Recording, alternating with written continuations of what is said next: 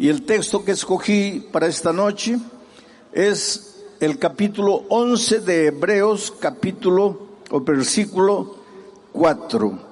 Por la fe, Abel ofreció a Dios más excelente sacrificio que Caín. Esa es la primera parte y me voy a detener aquí. Por la fe, Abel ofreció a Dios excelente sacrificio. Por la fe. ¿Qué es fe? A veces hablamos mucho de fe, pero no entendemos qué es la fe. Si le pudiéramos buscar un sinónimo a la palabra fe, ese sinónimo sería confianza. Así que cuando tú dices, yo tengo fe en Dios, estás diciendo, yo confío en Dios. Cuando tú dices, yo ya tuve fe en Dios, pero ahora ya no la tengo, estás queriendo decir, yo ya confié un día en Dios, pero ahora ya no confío. Fe es confianza. Y el texto bíblico de esta noche dice que por la fe, o sea, por la confianza que Dios tenía en Dios, que Abel tenía en Dios, ofreció excelente sacrificio. Confianza. El asunto es que para que tú confíes en alguien, tienes que conocer a esa persona. Porque tú no puedes confiar en alguien a quien no conoces. Hoy día muchas personas están siendo heridas por causa del internet, porque confían en personas a quien no conocen. Por favor, querido, especialmente si eres joven, ¿cómo vas a conocer a alguien por el internet? Las personas se conocen personalmente, cara a cara. ¿Cómo puedes decir que amas a alguien por el internet? Y las consecuencias a veces son tristes. Porque para confiar en una persona hay que conocerla. Y para conocer a una persona hay que interrelacionarse personalmente. Hay que saber cómo es la otra persona, quién es. ¿Por qué es así? Hay que conocer. Y para conocer a una persona hay que pasar tiempo con esa persona. Porque si tú no pasas tiempo con una persona, no la puedes conocer. Y si no la puedes conocer, no puedes confiar en ella. Y si no confías en ella, no tienes fe. Abel confió en Dios porque pasó tiempo con Dios, porque se relacionó con Dios y finalmente confió en Dios. Por eso el texto bíblico dice, por la fe Abel ofreció excelente sacrificio. Los Pieles Rojas tienen un dicho interesante. Para que tú digas que conoces a una persona, tienes que comer junto con esa persona por lo menos un saco de sal. ¿Tú entiendes lo que ellos quieren decir? Tú sabes que la sal se come de a poquito, se le echa una pizca a la comida para darle sabor. Ahora imagínate tú con otra persona comer juntos un saco de sal. ¿Cuánto tiempo te va a llevar eso? Toda la vida. Lo que los Pieles Rojas querían decir es que no se puede conocer a una persona simplemente por haber hablado 2 o 3 veces. Abel era un muchacho que se relacionaba con Dios. Quiero llevar tu imaginación al jardín del Edén. Adán y Eva pecaron. Fueron confrontados con su pecado, fueron confrontados entre ellos y fueron confrontados con el tentador. Ellos ya no podían permanecer en el jardín del Edén, porque en el jardín del Edén estaba el árbol de la vida. Y si ellos siguiesen comiendo del árbol de la vida, vivirían eternamente, pero vivirían como pecadores.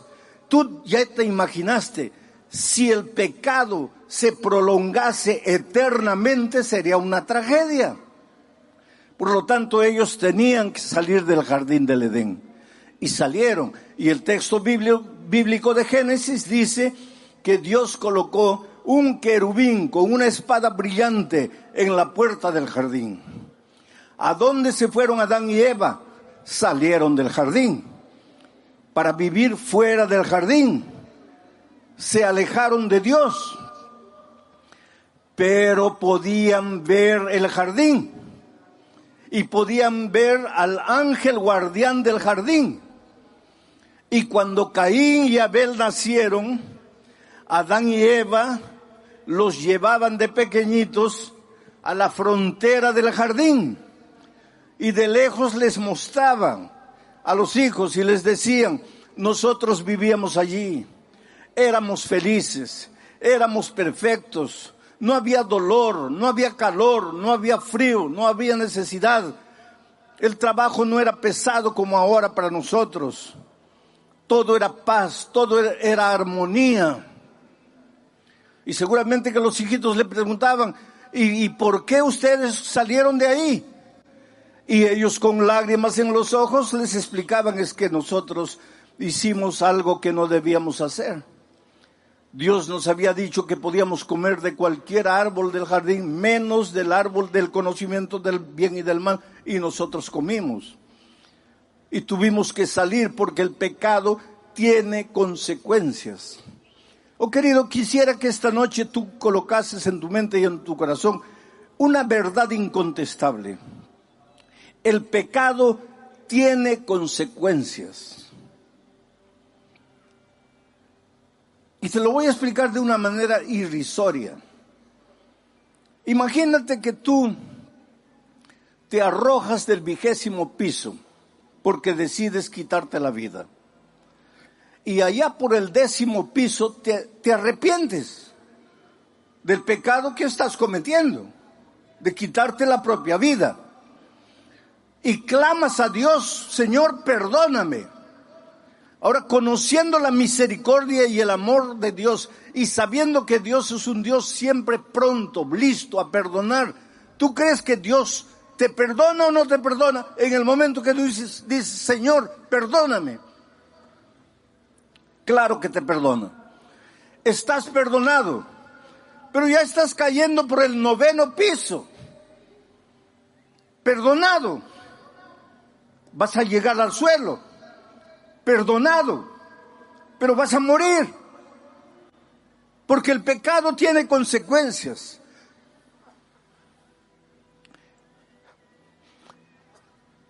Yo siempre digo una cosa. Dios te perdona. Tú eres la cosa más linda que Jesús tiene en esta vida. Oh querido, no hay nada que hayas hecho en la vida que Dios no te perdone. Dios te perdona todo. Ah, pastor, usted dice eso porque no sabe lo que yo he hecho. No importa lo que hayas hecho.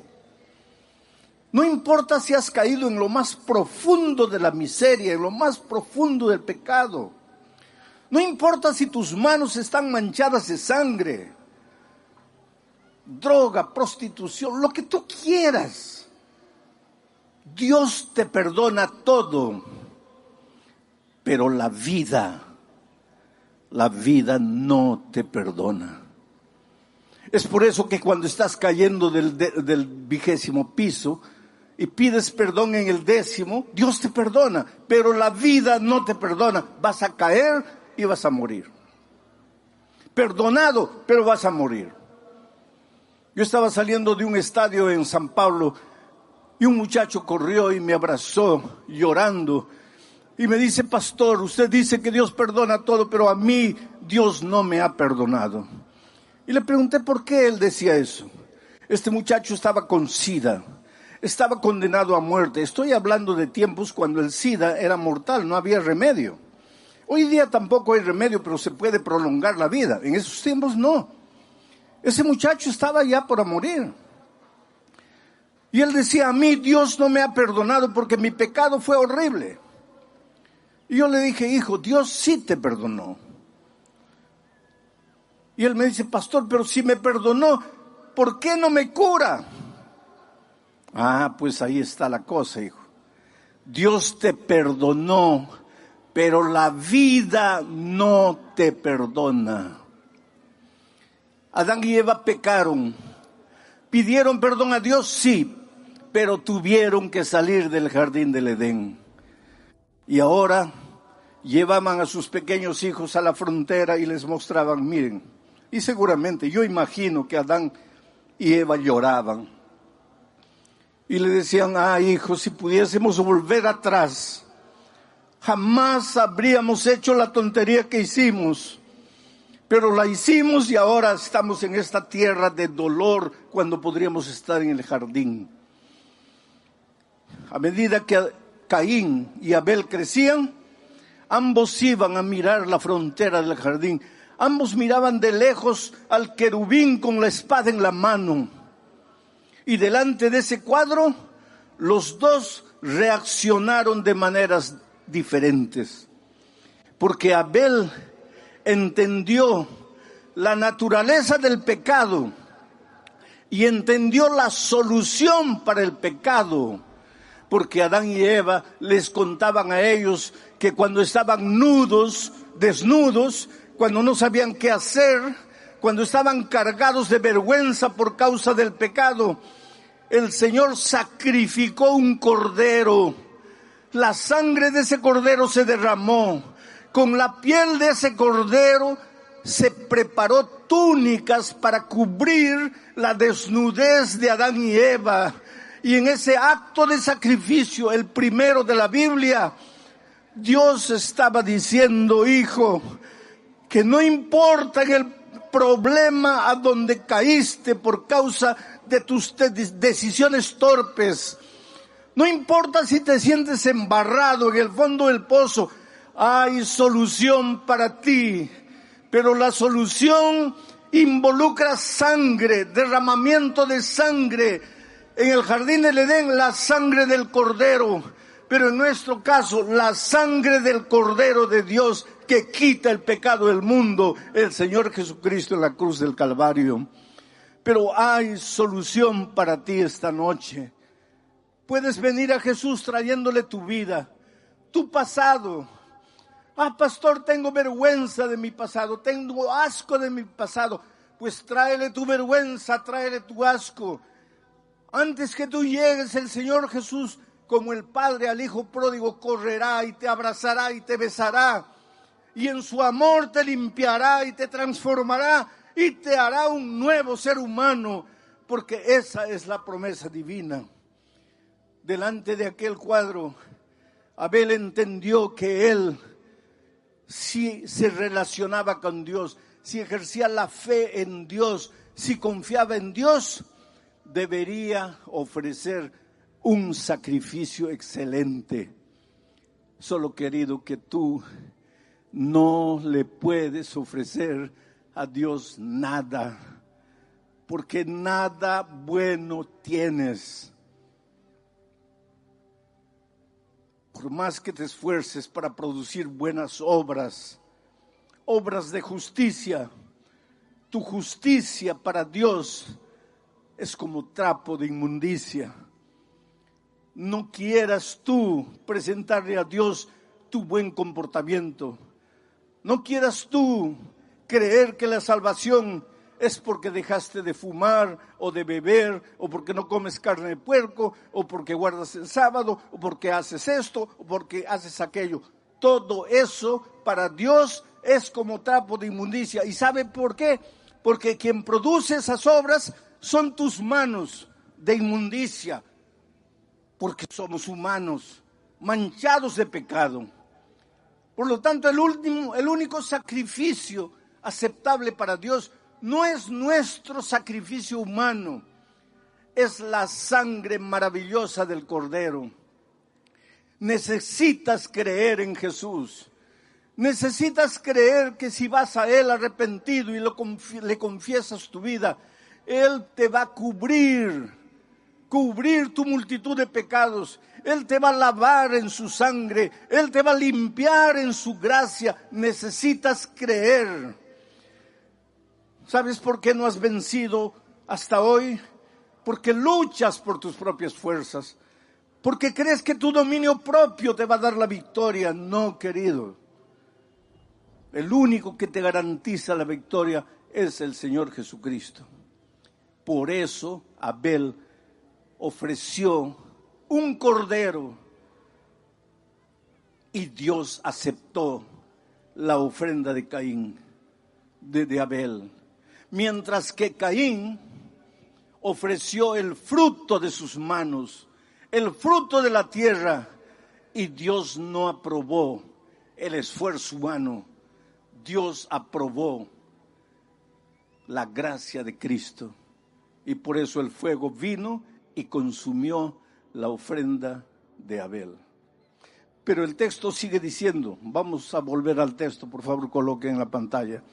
Por la fe Abel ofreció a Dios más excelente sacrificio que Caín, por lo cual alcanzó testimonio de que era justo. Esa es la parte que voy a desarrollar ahora.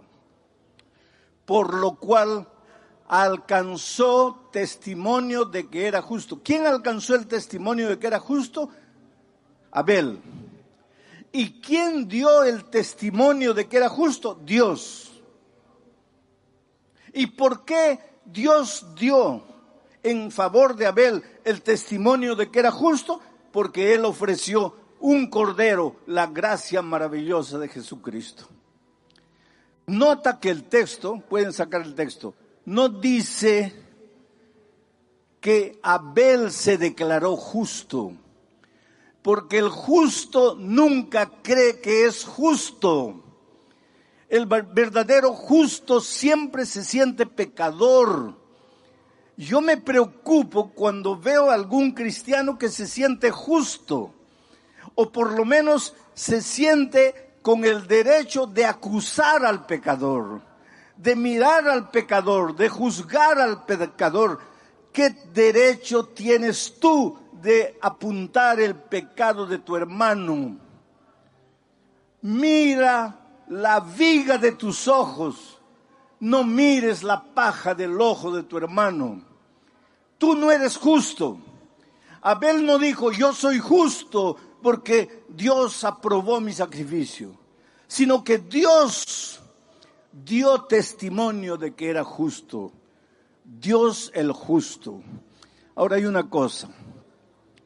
Abel llevó un cordero, creyó en la sangre de Jesús, creyó en la gracia de Jesucristo, pero enseguida Dios dijo, este hombre es justo.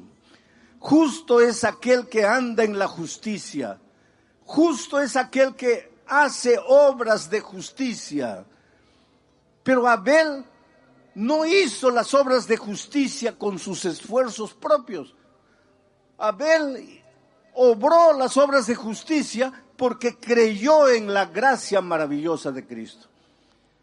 Por favor, nunca pienses que tú puedes salvarte por tus obras de justicia humana.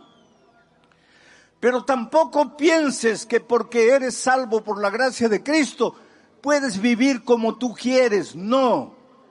A partir del momento en que Jesús te limpia, te purifica de tus pecados, te prepara para andar en las obras de justicia.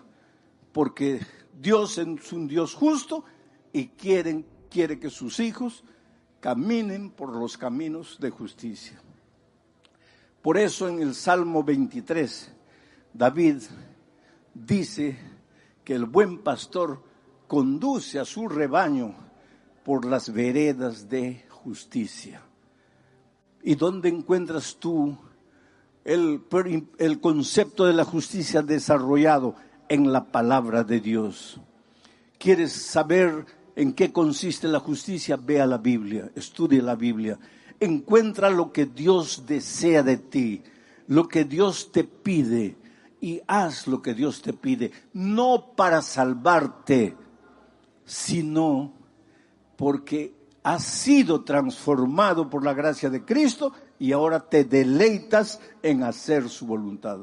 Es por eso que cuando Jesús estuvo en esta tierra, miró y dijo: si me amáis, si ustedes dicen que me aman, si ustedes dicen que yo soy la cosa más linda que ustedes tienen, entonces guarden mis mandamientos, hagan mis obras de justicia, anden en mis caminos. ¿Por qué los seres humanos creemos que la gracia está separada de las obras? ¿Por qué pensamos que el que se salva por la gracia no tiene que realizar buenas obras? ¿O por qué hay cristianos que piensan que la gracia es barata, que las obras son las importantes? Pero si es tan simple de entender. Cristo te salva por su gracia, pero lógicamente que ahora has sido salvo por la gracia, tienes que andar en sus caminos, tienes que hacer su voluntad, tienes que obrar obras de justicia. Ahora, ¿cuál es el sacrificio que tú tienes que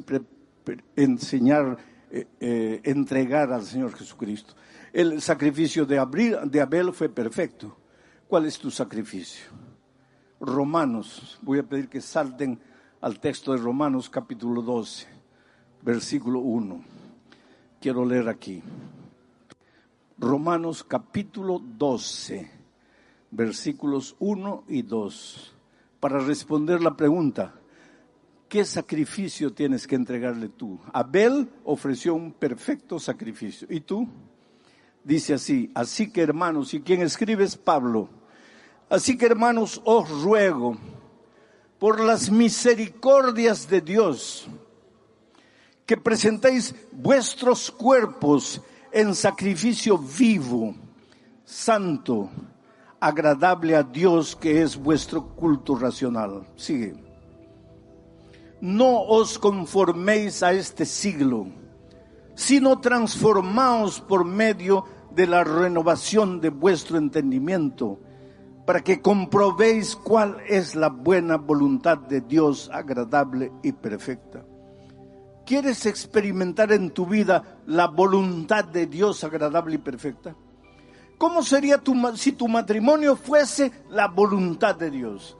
Si la empresa que has abierto fuese de acuerdo a la voluntad de Dios. Si el curso universitario que has escogido fuese de acuerdo a la voluntad de Dios. Imagina cómo sería tu vida. Sería una vida plena, una vida realizada, una vida feliz, porque es el desarrollo de la buena voluntad de Dios. Pero para eso tienes que ofrecerle a Dios tu cuerpo como sacrificio vivo, no como un sacrificio muerto, no como un sacrificio moribundo. Esto no quiere decir que no te puedas entregar al Señor Jesucristo con 80 años ya para morir. Puedes hacerlo y Dios se va a alegrar y te ama y te acepta.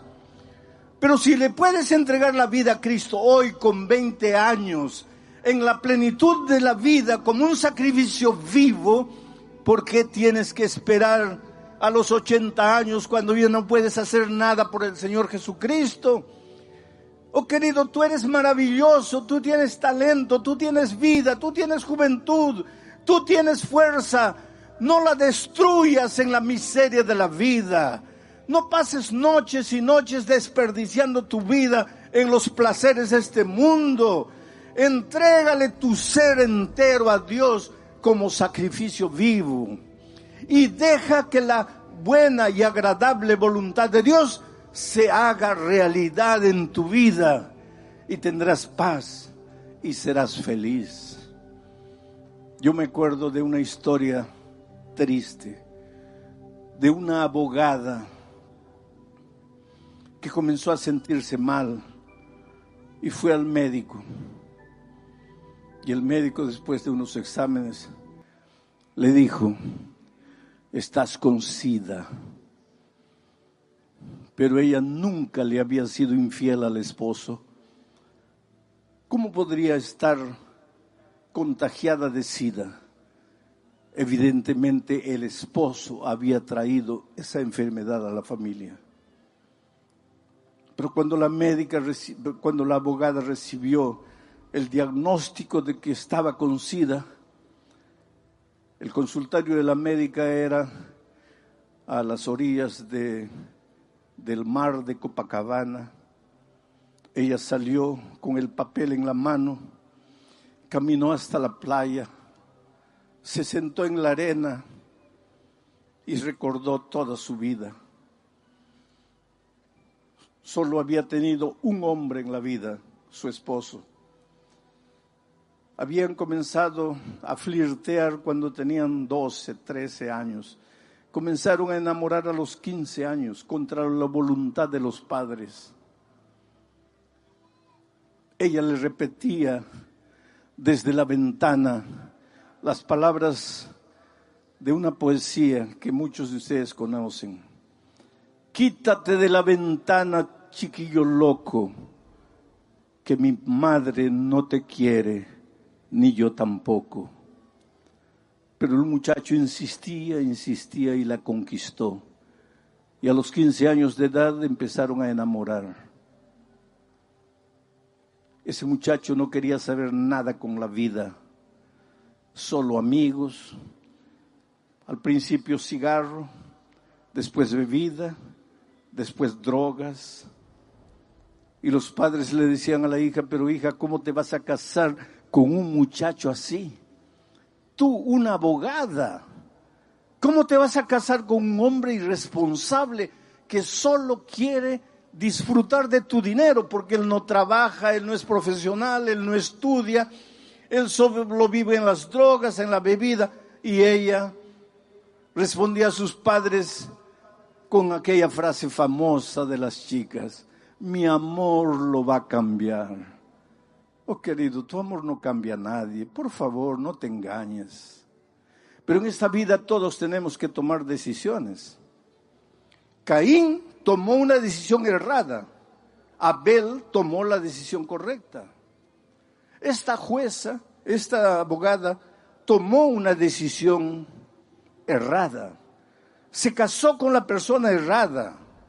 Con una persona que no quería saber literalmente nada con las responsabilidades de la vida, que solo quería pasarla bien, que solo quería disfrutar de los placeres de esta vida. Ella fue una buena esposa, respetó a su esposo en todo tiempo, pero él no. Y ahora ella estaba con SIDA. Estoy hablando de tiempos antiguos, vuelvo a repetir, cuando no había remedio ni prolongación de vida para los enfermos de SIDA. Ella volvió para la casa. Él no estaba. Ella esperó hasta las 11 de la noche. Él no llegaba. Ella sentada en la sala,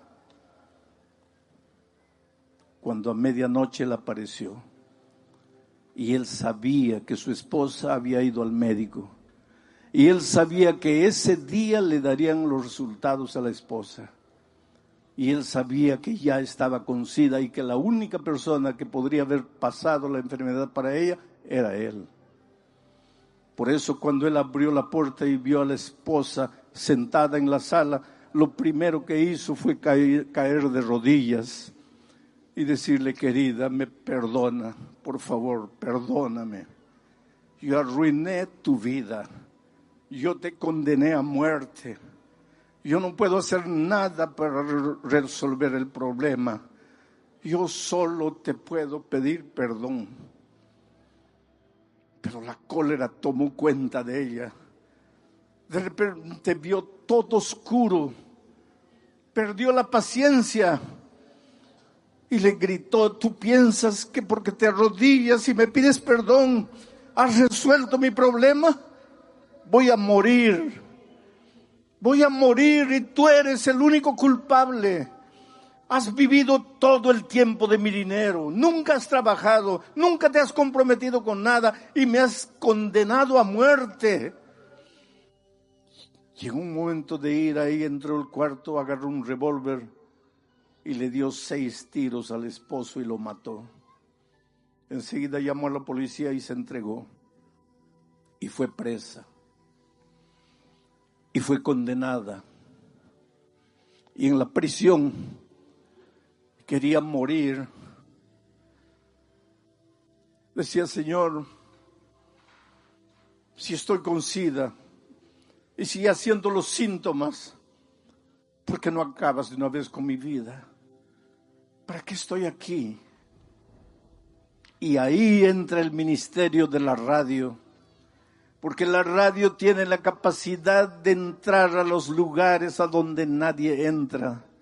Yo estuve en un país musulmán, cuyo nombre no voy a decir, para proteger a los misioneros allá, a donde el evangelio entró a través de las leyes de prohibición y todo, y hay un núcleo de musulmanes que se volvieron cristianos a través del ministerio de la radio. Es por eso que cuando alguna vez te piden una ofrenda para la radio, no tengas miedo de ofrendar.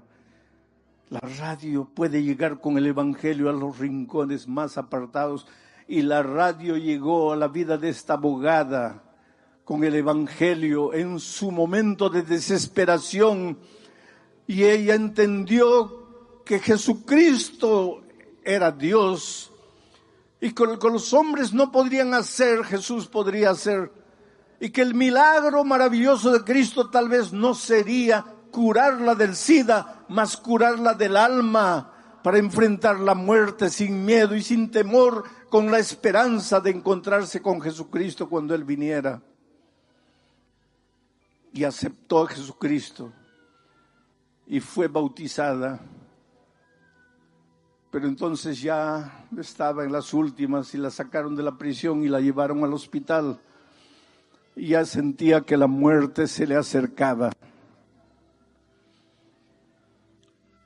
Y entonces cuando el pastor la visitó, ella le dijo: pastor, yo no tengo miedo de morir, porque en la Biblia aprendí que los cristianos no morimos, solamente dormimos hasta la segunda venida de Cristo, y que cuando Cristo venga, yo resucitaré para encontrarme con el Señor Jesús.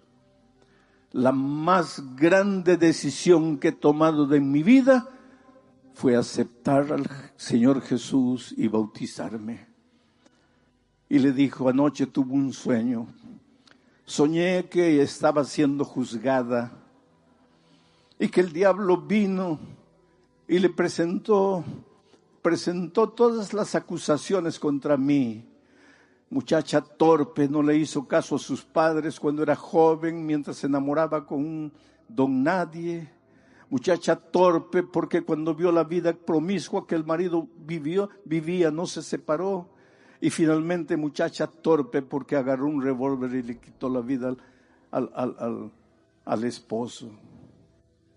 Y entonces en su sueño ella vio al Señor Jesucristo acercarse al Padre y decirle: todo esto es verdad, pero lo que el diablo no dice es que ella aceptó mi gracia, aceptó mi sangre, aceptó mi sacrificio y fue bautizada.